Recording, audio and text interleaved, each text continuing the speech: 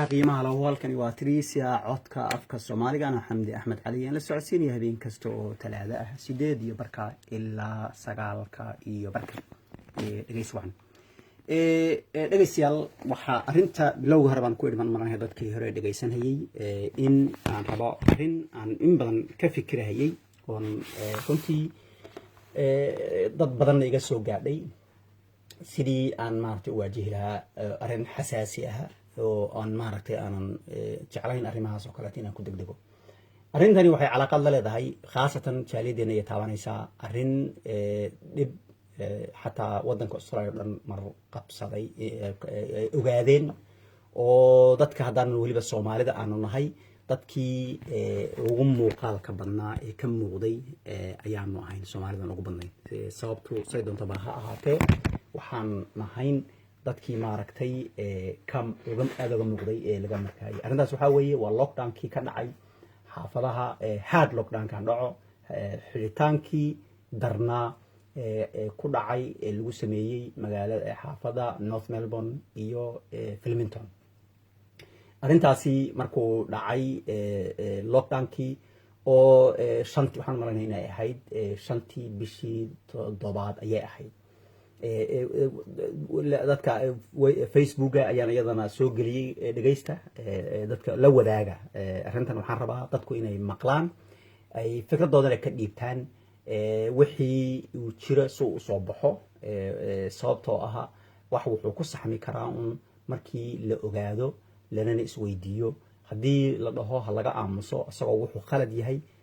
waxay ahay noqonaysaa wixii la jiro wixii aad qarsato wuu ku qarsadaa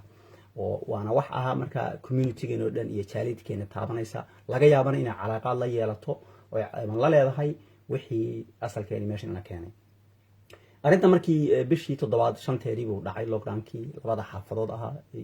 ajiibka aha la yaabka lahaa ee aad ka u darnaa aakhirkii anagu waxaan ahay markaan aad u fiiriyay ruuxa oo arkay inuusan ahayn arin laynagu xadgudbay oo inaga laynoola jeeday waxaan u arkay in ay jireen dad fara badan oo maadaama arintu bilowga ahayd in laga helay xaafadahaasi labada xaafadood haddana dad qaarkoodna sidaan dibka aan ka maqlay xataa in markii loo sheegay inay quarantine gareeyaan oo ayna guriga ka soo bixin oo dad kale dhex gelin inayna dhageysanin haddana ay noqotay xaaladiina dad inagana mar hore ayaan ka hadlay inaga dhaxeeyay wax wanaageena aha ayaa marka asaga ah inoo noqday maxaa la dhihi karaa negative ama xumaan noqday oo ah inaanu dad isku xiran qoysas waaweyn aanu nahay isku xiranna aanu nahay taa macnaheedu ay tahay markuu ruuxu hal haduu meel ka dhaco in uu ruuxaasi xiriir la sameeynayo intaas oo qoys oo kale oo maaragtay liga hadalkan WhatsApp kam yaa iga yar waxay sameeyay inuu ku jiro wax haduu maqlaynin simbu yar oo qayliya bahalka maaragtay WhatsApp oo qayliya marka arintan inay marka ay ku dhacday marka duuduub ahaan arintan sidii dad loo xaynayay dad kale u boombooniyeen maaragtay hay'ado kale iyo inuu dadka lagu xadgudbay inuu san jirin inuu kan ahaa aanu maaminsanayn dawladda si dhibaato weyn bay fuushay aad barasho xog badan bay saartay dawladda gobolka taasoo markii loo soo eedeeyay inay si kale oo caadi ahayn ay dadkan oo la dhaqmeen taa marka ayaa waxay ka dhalatay inay waxyaalo badan adeegyo badan la bixiyay waxaan xusuustaa oo dadka hadda og yahay anu meesha ma aan deganin in laba isbuuc miyay ahayd mise isbuuc mid ku ahaado ma hubo kiradii laga daayay dadka waxa kale oo aan ogeyn dadkii lockdown-ka galay in ayadana maxamed qoyskii maxalli 1500 meel la siiyay ruuxii shaqaynayna asagana shaqadiisii oo ka bedel ruuxii shaqaynaya ee xaaladiis gaar ah bay ahayd oo si astan gaar ah lacag loo siiyay qoyskiina waa la siiyay xagga kale dadka kala soo burmaday in maartay iyadana cunto fara badan laga wixii midaan u soo jeeda marka waxay tahay rimii kale iyadana dhacayba waxay ahayd markii khaasatan ay shantii maalmood u horeysay ay dhamaatay oo labada xaafadood ee guud ahayd oo guriga ugu sii daraa Alfred Street ee masaajidka ka soo horjeeda asaga 2 isbuuc looga dhigay lockdown-kii ayaa waxa aniga la igu soo daray guddi sare oo runtii wasaaradda DHS la dhaho ay madax aad u sarsaraysa ay ku jireen oo la siiyey awood buuxda inay wax alla wixii loo baahan yahay in la qabto oo dadkaasi baahidooda ku saabsana in la sameeyo oo la xaliyo kaasoo arrimo si kasta looga hadlay dad badan baa dad waxaa jiray markii aad u marqaansanaa oo maaragtay si xamaasad ah u hadlahayay oo mararka qaarkood aan idhi sida ay dadka madaxda hataa ay jaa-ifo mararka qaarkood usoo jeedinayeen anigu aana ka helin laakiin sise ayagana aad iyo aad ay ugu dulqaadanayeen wax alla wax kastaba waxay dhaheen inaan xalinaan rabnaa in sidan ugu wanaagsan loo xallin karo ani markii usbuucii hore u dhammaaday ayaa la igu soo diray guddiga waxaa la yihahdaa Flemington North Melbourne COVID had lockdown response committee buu ahaa ayaa marka aniga la igu soo daray 5 maalmood markay dhamaatay kadib baa la igu soo daray markaasaan la socday wixii dhacay oo ogaa arrimihii soo baxday waxaa ka mid ah marka in ay jiraan ciyaal meesha degan ku jiray lockdown hore galay oo kii haarka ahaa galay haddana kuwa qaarkood weliba ay galeen kii 14 maalmood ahaa haddana galahaya lockdownkii caadiga ahaa gobolka dhan uu galay iskuulka ay tahay inay ku bartaan online oo inaan maaragtay aynan galaaskii aan la tegaynin su-aasha markii la su-aalayba waxay ahayd dad ciyaal waxaa laga yaabaa inay jiraan bar weliba badan ay yihiin aan access u lahayn laptop iyo maaragtay sidii ay u geli lahaayeen marka inaan wax intaas wax isugu darmanin waa in arrintaasi dadka laga caawiyo tii runtii guddigii si positive bay uga jawaabeen waxay dhaheen arrintaasi waa arrin meesha ku jirta waana caawinaynaa waxay markiiba dhaheen wasaaradda waxbarashada yaanu u yeedhaynaa inay noo timaado oo guddiga warbixin ay siiso xaaladdu wax ay tahay iyo arrintus ay tahay iyo ciyaalkaasi haddii ay laptop u baahan yihiin computer waxay u baahan yihiin iyo waxay ka qaban karto nin secretary-ga ahaa wasaaradda waxbarashada baa yimid ee gobolka kaasoo arrintii warbixin ka bixiyey oo yiri weliba maaragtay waan ognahay dadka degan intaasoo ilmood baa dhigata oo haysan maaragtay oo uu kala saaray maaragtay markii hore weli musikaas weliba anaa xusay waan weydiiyey anaa su-aal waxaan idhi ma noo kala sheegi kartaan tirada maaragtay dhigata private-ka dhigata iyo kuwa dowladda ah sababtoo hadalkooda wuxuu ka amahaa waan xusuustaa waxaa ka mid ahaa dowladda iskuuladeeda kuwa dhigta already program baa in place aha oo ilmo kasto ama qoys kasta oo u baahan caawin ilmuhu computerka iyo waxaan soo qaato iskuulkooda unbay la hadlahayaan ama dayn ha noqoto si kastaba ha noqotee iskuulkiisa ayaa wax siinaya oo dowladda already programka iskuullada dhan buu diyaar ugu yahay marka taas iyadu wixii dheeraad u baahdaanna waanu gelaynaa oo waanu sii waxaynaynaa markaas su-aalaha waxaa la yidhi maadaama ay ciyaal badan ay dhigtaan private school oo lockdownkiina galay taasi enough ma aho waxaad u baahan tihiin wasaaraddii haddaad tihiin inaad arrintaasi aad ka badisaan oo dadkan kale iyagana maaragtay meesha maaragtay aan dowladda iskuulladeeda aan ahayn inaad iyagana caawisaan tii marka iyagana way qaateen waxay dhaheen waanu fiirinaynaa waxa aanu samayn karno saasay ku tageen su-aashii marka anigu aan su-aalana waxay ahayd inta tirada haddaad noo sheegi kartaan ee private dhigata arrintii information runtii aad u fiican baa aniga aad i caawiyey waxaa ka mid ahaan xusuustaa on bartay in waxaa 98 baan umalmay 98 ayaa waxaa dhigataa bay dhaheen markuu soo noqday maalinkii dambe isbuucii maalinkii dambe markuu dhacay meetingka u dhacay ayaa waxay dhigataa buu yidhi altaqwa 97 wax noocaas oo kale aad iyadana uga yarayna 1 iyo 2 macnaha ka yarna waxay dhigtaan school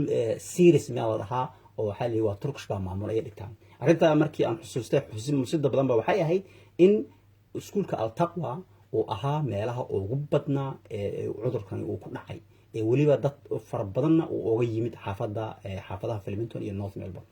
marka laakiin tira ahaan inay isku dhow yihiin iskuulka kale ee series waa arrimo u baahan in la ogaado dadku ay maaragtay lana xuso lana sheego aniga ma garanayo ma dhahay hadda 100% waxaas sabab u ahaa laakiin labada iskuul si markii loo fiiriyo waa isku mid ciyaal aad u fara badan oo tiradooda weliba isu dhowdahay baa labadaba dhigan hayay midna wuxuu ahaa meelaha ugu badan ee cudurku uu ku dhacay midna wuxuu ahaa wax hadalkiisa oo la sheegay anigu maana arag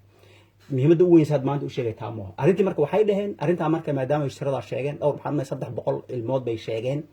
inay dhigtaan private macnaha ayna dhiganin kuwa dowladda waxaa ka mid ahaa saan sheegay 200 ku dhawaad oo ah kuwa labada islaamiga dhigata ilaa ciyaal kale oo 100 iyo wax oo noocaas kale ah oo dhigata Catholic kuwa kale oo dhigta iskuulla kale dhigta xaasilkii marka xal waxay soo jeediyeen dhaheen haddaba waxaanu ballan qaadaynaa ilmo kasta oo u baahan oo dadkii meesha deganaa ahaa laptop aan haysanin oo laptop raba inaanu siino ayay dhina ballan qaaday arrin aad u fiican bay ahayd aniga intaas ay igu dambeysay markii dambe waqti waxay ahayd doorashadii councilka waxa aan ku mashquulsanaa aad meetingka uma ana tagaynin mid kasta ma ana tagayn wuxuuna dhacayay marka asagaha maalin kasta buu dhacay meeting ku dhacay maalin kasta buu dhacay habeenkii zoom la soo galay arintii sidii baa la sameeyay waxa aan ogahay oo dib ka ogaaday in wasaaradda waxbarashadu hay'ad la dhaho hodal oo hoos timaada oo maamusho ama ay leedahay guddigan la dhaho kubadda ciyaare ee la dhaho North Melbourne Football Club ku yaala North Melbourne hodal organization la dhaho oo social macnaha community organization aha oo fanan horena dadka loogu dhiibay dadkana caawiso inta anigu aan ogahay wax wanaaga ma yaxmaana kamaan maqal in loo dhiibay loo ahayd qolada maamulaysa ka aha macnaha maamulaha guud adigoo ka aha kombiyuutarada noocaas aha ee dadkii Flemington iyo North Melbourne ee lockdown ku dhacay maaragtay siinaysa u kala qaybinaysa waxaase iyadana aan ilaahay ku soo ogaaday oo la ii sheegay inayse inta badan ay u isticmaalayeen dad Soomaali inay maaragtay ay u ahaayeen dadka maartay arinta ka mas'uulka ah arinta marka hadda aan rabay inaan sheego waxay tahay runtii walaaca weyn igu riday niyad jabka weyn walaac ma ah niyad jabka weyn igu riday waxay noqotay markii ay bilaabatay inay dad isoo wacaan oo igu dhahaan xamdi laptopya ayaa la qaybinayaa baa la yiri xaafadda ahaan waan deganahay maaragtay mana soo gaarin marka ani marka waxaan isiri ma jecli dadka aad ku sii daba kacamihi wax dawladdu qaybinayso ama dadka dhaqayrsada oo daba orda mihi marka waxaan u malaynayaa inuu wuxuu yaraa dadku say u kala daran yihiin in loo wacaynayay marka ma aan sii siinin muhiimad weyn ma sii siinin oo aad uga ma sii waxaynin oo ma dhihin halka ordo iyo halka aad ma dhihin sababtoo waxaan qiyaasayuu inuu maaragtay ay tiradu ay kulli yar tahay dad loo qoondeeyay oo la fiiriyo oo process iyo nidaam isagoo la raacayana inay wixii la siiyay marka inuu dadku dhan soo wada gaari karin arintii igu qalbiga igu dhigtay waxa kamid ahaa shakhsi aan ka ahayn Soomaalideena dadka aan ahayn ayaa wuxuu igu yiri bilowgii ugu horeysay ahayd xamdi waxa ogaaday buu yiri in laba qoys buu yiri oo isgarab degan oo midna ay leeyihiin buu yiri 5 ilmood miyuu ay leeyihiin midna 2 ilmood ay leeyihiin ayaa qoyskii 5 ilmood lahana 5 computer bay heleen ilma kastaba computer buu helay kii dariskooda ahaa oo 2 ilmood kaliya lahana hal computer hataa ma leeyihiin arintaasi way iyadana way iga yaabisay runtii oo waxaan idhi war dadka arinta ku dhex jira miyaynan ahayn dad maaragtay waxaan hoos u fiirinayo process iyo nidaam raacay miyaynan ahayn haddana waxaan iska idho maaragtay arintii show maaragtay ma aha weli maaragtay si kale u fahmay uu soo socdaa ama hadii kale dadkii u baahnaa mo shantan qoyskan shanta ilmood ka kooban ayaa aad ugu baahnaa arintii way socotay haddana dad kale oo ku kalsoonahay markii dambe aan garanayo oo community kamid aha ayaa waxa ugu dhaweeyay ninkii muddo hadda aan sii fogeyn 2 isbuuc ama 3 isbuuc laga joogo buu soo wacay marka wuxuu yiri xamdiyo niyahow computer baan yaan ka rabaa inaad iga caawiso ciyaalkii computer u baahan xaafaduna degan yahay labada xaafadood mid kamid ayuu degan yahay markaasan maadaama arinta igu soo noqotay dad badan i weydiiyeen oo ka horna ayadana warar kale aan maqlay ayaa marka waxaan u maleeyay inuu ninkani u malaynayo kombiyuutaradan maaragtay maadaama community waxaan ku jiro kombiyuutaradan cusub ee la waxaynhayo iyo waxa inaan meel kaga jiro waxaan anigu dadka aan ogeyn meel muddo 10 sano ku dhow ayaan wax la dhaho computer refurbishing aan maaragtay aan gacanta ku hayay taasoo meelaha hay'adaha mararka qaarkood markay kombiyuutarada second handiga ah ay iska bedelayaan intay soo wacaan yaan ka soo qaadaa lacag meel kale igama soo gasho oo haddaan hadda maaragtay aan mushaariya ku qaadan lahaa oo waqtiga ku bixin lahaa wax aan diyaariyo oo markaaba igu noqon lahayd laakiin waa wuxuu maaragtay aan markaan danahayga kale iyo waxayga ay badayda iyo wax aan cayrsanayo aan ka soo baxo aan maaragtay waxaan diyaarin kara diyaariyo marka barihii ugu horeysay dad badan oo community-yada ah yaan maaragtay kamid yihiin xataa kuwa iskuulo yaan computer u diyaariyay ashqaas baan maaragtay computer iyaga intaan diyaariyay wax yar oo maaragtay aan ka qaaday oo wixii maaragtay software-ki aan geliyay software Microsoft ah oo asagana tigisu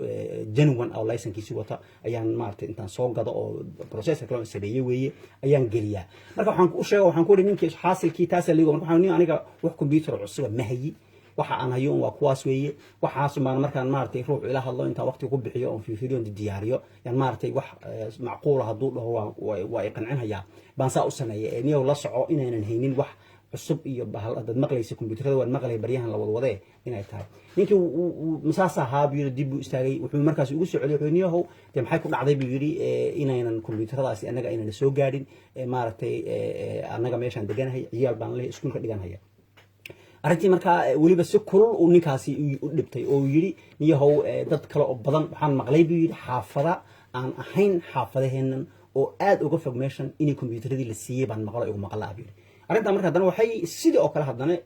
soo xusuusisay oo arrin aan maqlay oo ahayd ilaa xaafado kale oo ka tirsan Richmond, Collingwood, Werribee,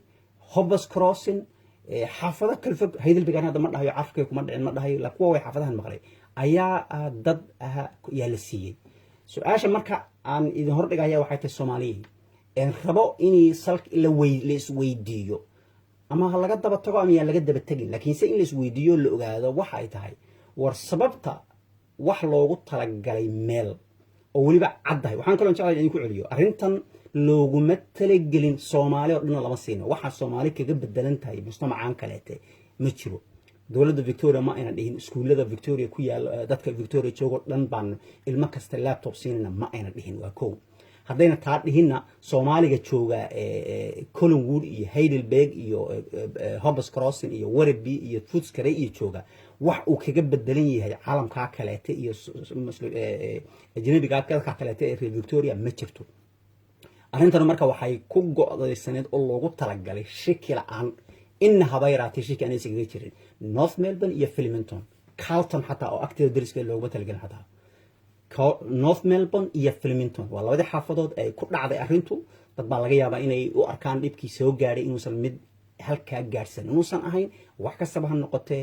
dawladdu waxay ugu talagashay oo ku magacawneed programkaasi iyo waxyaalo badan oo dhacayba North Melbourne iyo Flemington bay ahayd su'aasha marka aniga aan isweydiinay waxay tahay in jawaabta u waayay sidee ku dhici kartaa wax loogu talagalay dad xaafadaha degan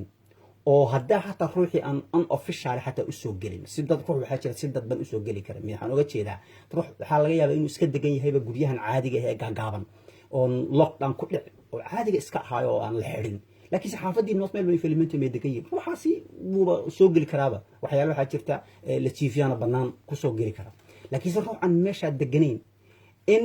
wixii la siiyo marka ay khaasatan dadkii meesha deganaana ee uu ku dhacay lockdownkii ee dhibaatadii ay gaadhay khaasatan ma suurtagal ma tahay aad bayna suurtagal u tahay ruux degan buildingka Alfred Street waa buildingka ugu daraa ee 14 maalmood ay xabis ku jireen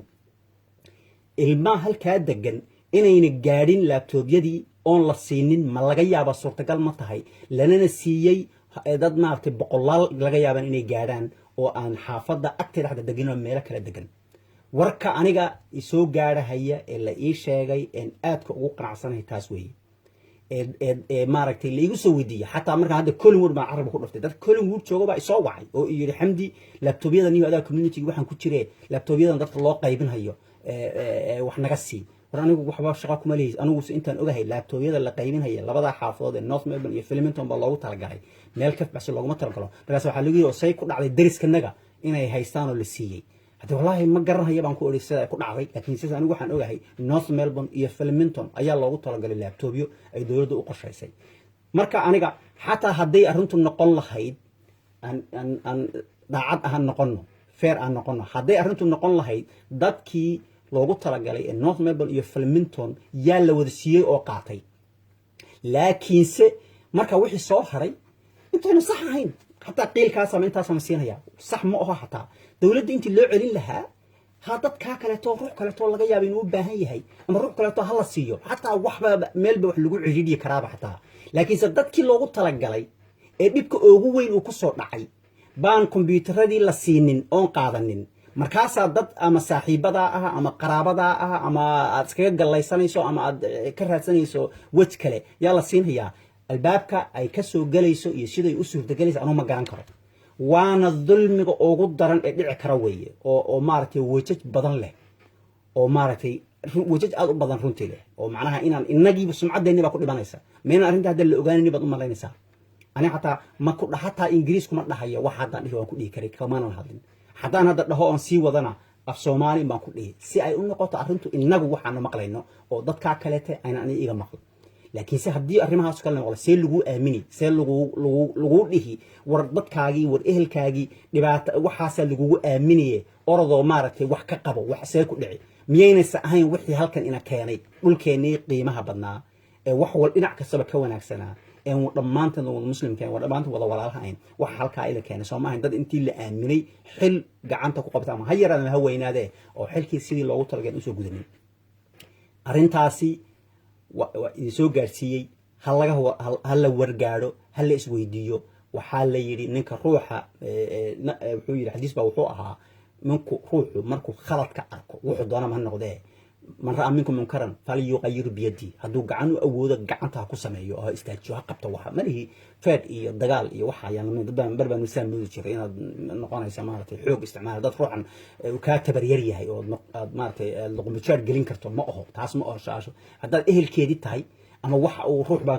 dilahaya oo dhibaato gaarsiinaya oo kale inaad boodood gacanta ku qabato haddii aadan qaban karin oo tabartaada dhan ruuxan la dilahayo ka soo qaadama ruuxan la dhibahayo ama ruux xooqiisa la qaadanayo aadan gacanta kaga qaban karin ama dhibaato ka weyn ba ay ka imaanayso falyuqayyirhu fabiqalbihi fabilisaanihi carabka war ka daa war waxan waa khaldan yahay war waxan maxaa u samaysay war sidan maxaa u tahay dheh ka dhaqaaq iskaga carab ku tuur hadalka waryahaas jooji war waxan waa khalad intaad tiraahdo ka dhaqaaq ogow midka ku xiran wuxuu yidhi fabiqalbihi qalbiguna maxay tahay inaad adoo nina ku ogeyn nina ku dareemaynin adoo isla baxaysata ma oho qalbiga waxyaalaha ka timaada waxay ka mid tahay Soomaaliyay marka aad ruuxii xumaanta sameeyay ee ka soo qaad qaa'inka ahaa ee tuuga ahaa ee baanaalaha ahaa ee mujrimka marka aad aragto ama ka horimaado inaad ka leexato taasa yaa la dhahaa weeye qalbigu inaadan meesha uu taaga aad taagnaanin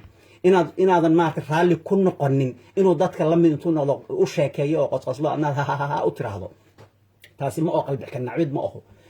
waxaad moodaysaa dadku inay u fasiranayaan qalbiga xumid inaad tiraahdo un maaragtay hoostan ka wataayo hoostan ka necbayo hoostan ka waxeeyay intaas ma tabar ila ah ma oho taas ma oho waa inaad ka muuqato weeye oo adoon maaragtay aan lahayn hadduu ruuxani dhib kale kaa soo gaari ama arrimo kale ay imaanayso adoon waxaaga caddaynin in aad lagu arko inaad ruuxa khaladka wada ee wax khaslahaya ee wax saxa ee wax maaragtay wadadeeda wada aan marinaya inaad ka fogaato oo lagaa dareemo oo la dhaho maaragtay ruuxa hebel ah ruuxaasi ninkaasi agtiisa laguma arko in lagu arko gabagabadii barnaamijka ku soo dhawaahay kuma sii dheeraan hayo arrintaasi in badan ayaan aad uga fikirayay ninka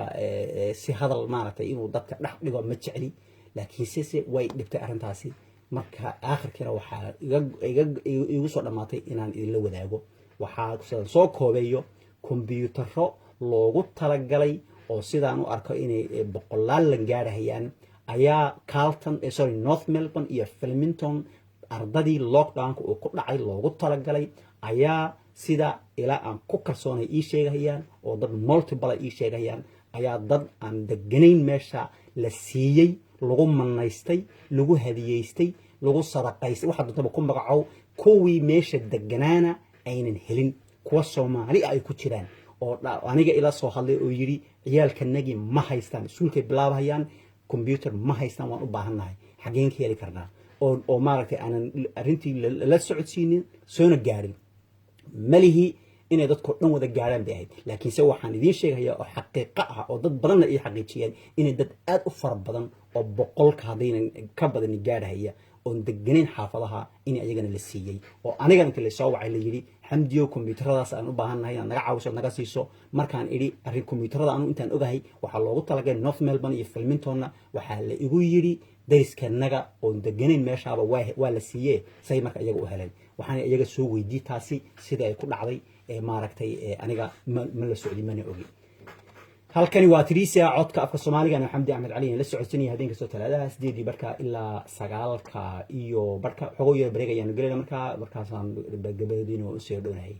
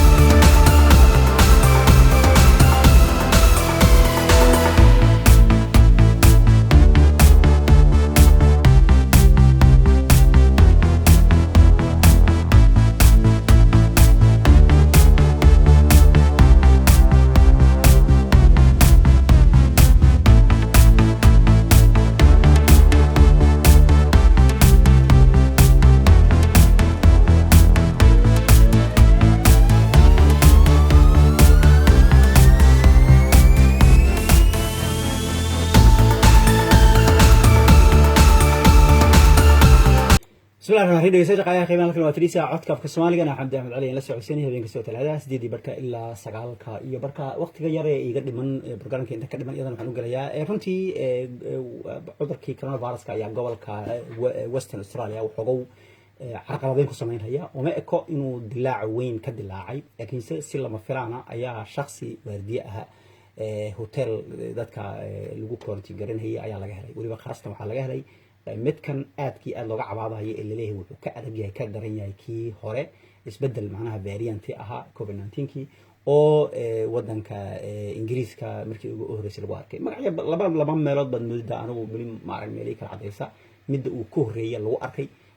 wadanka ingiriiska baa umale markii ugu horeysay lagu arko ahaa laakiin haddana waxaa leeyahay South Africa ayaa iyadana uu uga yimid marka inta badan meel waxa cudurka waxa lagu magacaabaa meesha marka ugu horeysay lagu arko ama laga iclaabiyo marka dadka hadda lockdown xoog leh baa ku dhacay magaalada Perth way xiran tahay nin aan garanayo halka degan baa hadaati ilaah la yiri waan xiranahay lockdown ayaan ku jirnaa xaggan kale dawladda siyaasadda gobolka federaalka hadaan u fiirino dawladda doorashadii federaalka ayaa lagu wadaa sanadkan ay dhacdo dawladda doorashada federaalku salaas ogtihiin mooyeen waqti go'an ma aha gobolkeena hadda Victoria doorashadiisu way go'an tahay waa 4 sano oo go'o ah weeye maalin go'an waa la sii ogyahay goortay tahay si caqaran tahay waa si go'an tahay sidoo kale dawladda council kuna asagana sidoo kale maalin go'an weeye oo la sii go'aamiyay iyadana 4 sano ku dhamaata laakiin federaalku maalin go'an ma aha waa 3 sano weeye marka markay 3 sano ay ama ay la gaaro ama wax ka dhiman tahay ayaa waxay gacanta ugu jirtaa ra'iisul wasaaraha in uu u tago gabanaha generalka uu ku yiraahdo waxaan rabaa doorasho in la qabto marka inaad baarlamaanka kala dirto marka gabanaha generalha ayaa waraaq saxiixaya oo marka baarlamaankii kala diraya sababtoo ah dawladda waxaa laga doortaa baarlamaanka toos uma doorano madaxda marka ra'iisul wasaaraha iyo marka gacanta ugu jirtaa marka sanadkan dhamaadkiisa ayay ku eg tahay waa suurtagal baan u malaynayaa inuu sanadka dambe bilowgiisa inay gaadho waa suurtagal laakiin sanadka dhamaadkiisa inay waa inay dhacdo weeye haddana anytime ayuu ra'iisul wasaaruhu ku dhawaaqi karaa oo xayn karaa taa walidaa daraaddeed marka waxaa loo arkaa laleeyahay dawladdu waxay isu saaminaysaa isu diyaar garanaysaa doorasho waxaa mucaaradku mar uu ku dhawaaqay ra'iisul wasaaruhu wuxuu rabaa si degdeg ah maadaama sumcadiisu wuxuu hadda yar sarreyso inuu maartay ka gaarsiiyo oo doorasho degdeg ah u qabto waxyaalaha sii muujiyeen waxa kamid ah maanta golaha media ama la dhaho Australian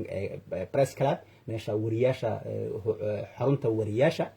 kamera ku taal ayuu ka hadlay taasoo uu dawladdiisu waxyaalaha soo sameysay iyo arrimaha uu maaragtay ka hadlay marka waxa kale oo iyadana wararka ka maqlayseen Peter Dutton oo maaragtay marka ninka aan aqli badni iyo xigmad badan lagu sheegin inta badan Australia ah iyo waxa isku dhacay dawladda Western Australia wuxuu ku yiri arrinta ay ku dhaqday dawladdu ayuu ka soo horjeesaday oo yiri arrinta way ku degdegayaan inay saa u sameeyaan ma ahayn kaasoo ra'iisul wasaaraha Western Australia aad iyo si kul uga jawaabay oo uu yiri Peter Dutton oo wasiirka Home Affairs wasiirka gudaha weeye shaqadiisana weeye sharciga constitutionka Australia waxa uu leeyahay dawladda dhexe ayaa u xil saaran wax alla wixii quarantine ku saabsan waa runtii marka shaqadiisi baanu qabanaynaa markaasuu hadda anagii na eedeynaya intuu na caawin lahaa uu doonayaa inuu na eedeeyo oo maartay na cambaareeyo hadallada la isku tuuray ka mid ah iyadana ka dhacay gabagabadii barnaamijkeena aan soo gaarnay inta aanu ka gudbayno talaadada meedii leeyahay sida ay maca salaamo assalamu alaykum wa rahmatullahi wa barakatuh